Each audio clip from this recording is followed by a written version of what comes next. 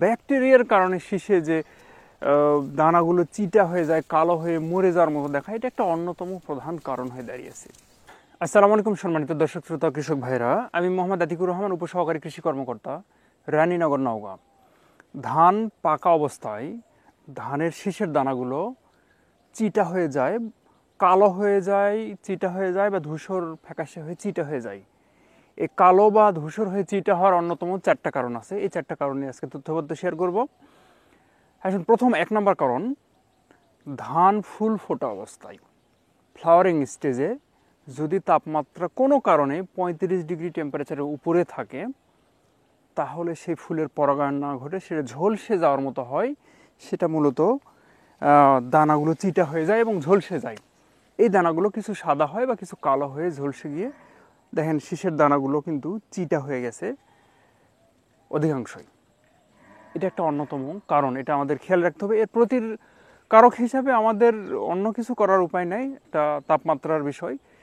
সেক্ষেত্রে আমাদের জমিতে পর্যাপ্ত পানি ধরে রাখতে হবে। 2 নম্বর কারণ হচ্ছে, ধানের জমিতে ফুল ফোটা অবস্থায় কোনো কারণে ভুল ওষুধ, বিশেষ করে ক্লোরোপাইরিফস সাইপারমেথিন কম্বিনেশন যে 55 ইসি কিংবা ক্লোরোপাইরিফস সহ যে কোনো ওষুধ যদি ফুল অবস্থায় স্প্রে করা হয়, তাহলে ধানের দানাগুলো চিটা হয়ে যাবে, কালো হয়ে যাবে, ব্যাপক ক্ষতি হয়ে যেতে পারে। 2 নম্বর একটা অন্যতম কারণ। 3 নম্বর একটা অন্যতম কারণ হচ্ছে, ধানের দুধ অবস্থায় মিল্ক স্টেজে যদি আপনার ব্যাপক পরিমাণে গান্ধী পোকার আক্রমণ হয়, তাহলেও ধানের দানা চিটা হয়ে যায়, কালো হয়ে যায়। তবে গান্ধী পোকার ক্ষেত্রে একটা আলাদা সিমটম থাকে। দেখা যাবে একটা শীষে অল্প কিছু সংখ্যক দানা কালো হয়ে গেছে, ছোপ আকারে, এলোপাথারি আকারে দেখা যাবে যে ধানের দানা ফুটো করে সেখানে কালো রস চুষে খেয়ে কালো হয়ে গেছে। এটা সংখ্যায় কম। 4র্থ নাম্বার, ব্যাকটেরিয়াজনিত পেনিক্যাল ব্লাইট বলা হয়। ব্যাকটেরিয়ার কারণে শীষে যে দানাগুলো চিটা হয়ে যায়, কালো হয়ে মরে যাওয়ার মতো দেখা, এটা একটা অন্যতম প্রধান কারণ হয়ে দাঁড়িয়েছে। বিগত 3 বছর যাবৎ এই সমস্যাটা মাঠে ব্যাপক দেখা গিয়েছে। এই ব্যাকটেরিয়া বীজবাহিত রোগ পাশাপাশি আশেপাশে অন্য কোনো ক্ষেতে আক্রমণ করে থাকলে আপনার ফসল আক্রমণ করার সম্ভাবনা আছে।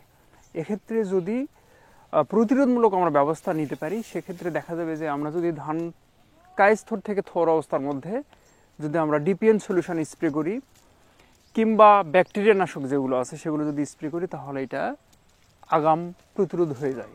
আর তারপরেও যদি এটা না হয়, সেক্ষেত্রে আমাদেরকে ধান মিল্ক স্টেজে যাওয়ার পর, ধান ফুলে যাওয়ার পরে আমাদের ব্যাকটেরিয়া নাশক যেগুলো আছে, যেমন ব্যাকট্রাফ, অনলাইন, কিমিয়া সহ যে ভালো ভালো ব্যাকটেরিয়া নাশকগুলো আছে, এগুলো আমাদেরকে স্প্রে করলেই আমাদের এই ধানের শীষের মরা বা ব্যাকটেরিয়াল পেনিক্যাল ব্লাইট, এই শীষ মরা থেকে আমরা রক্ষা পাবো।